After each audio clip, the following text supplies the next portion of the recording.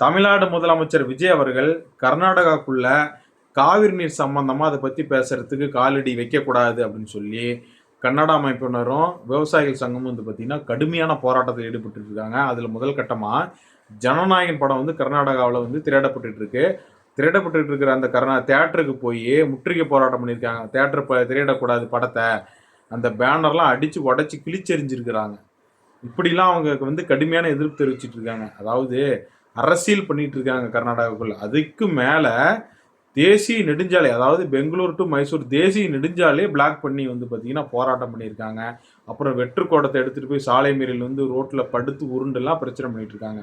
கர்நாடகாக்குள்ள விஜய் அவர்கள் காலடி வச்சா வந்து கடையெடுப்பு போராட்டம், பல போராட்டங்களை சந்திக்க நேரும்னு சொல்லி பகிரங்கமாக எச்சரிக்கை கொடுத்துருக்காங்க.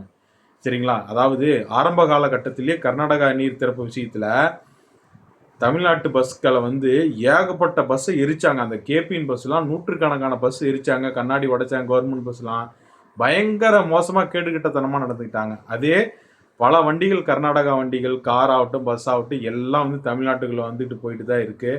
ஆனால் நம்ம தமிழ்நாட்டு மக்கள் அதற்கெல்லாம் யாருமே எதிர்ப்பு தெரிவிக்கல. ஒரு ஃப்ரெண்ட்லி ஸ்டேட்டாக தான் வந்து பார்த்துட்டு இருக்கான். ஆனால் அவங்க மட்டும் அப்படி ஒரு நான் தமிழ்நாட்டு மக்களை மனிதனாகவே மதிக்கிறது இல்லை. ஏன்னா நான் பர்சனலாகவே நான் அந்த ஊருக்கு போயிருக்கேன். தமிழ்நாட்டுக்காரங்கன்னாவே ஒரு இலக்காரமாக பார்ப்பாங்க, பேசுவாங்க, அதாவது கேவலமாக ட்ரீட் பண்ணுவாங்க. இந்த மாதிரி செயல்களை வந்து கர்நாடகா மக்கள் தவிர வேறு யாருமே செய்கிறதில்ல.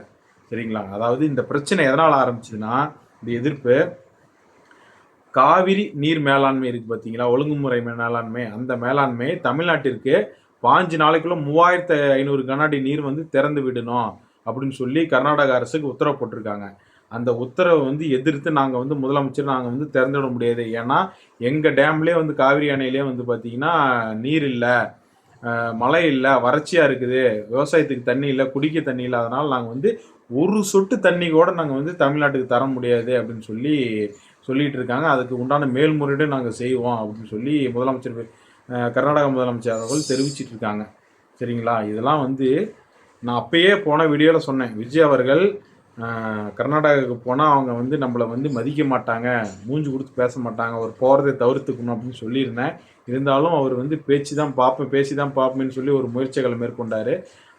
இப்போ வந்து கர்நாடகா முதலமைச்சரே வந்து நீங்கள் வர வேணாம், ஆகஸ்ட் 3 பிளான் பண்ணியிருந்தாங்க. அதனால் முதலமைச்சர் விஜய் அவர்கள் நீங்கள் வர வேணாம், வந்தால் வந்து செக்யூரிட்டி த்ரெட் இருக்கும், அதனால் நீங்கள் வந்து தயவுசெய்து வர வேணாம், பிறகு பார்க்கலாம் அப்படின்னு சொல்லி ஒரு பேட்டி ஒன்று கொடுத்துருக்காங்க.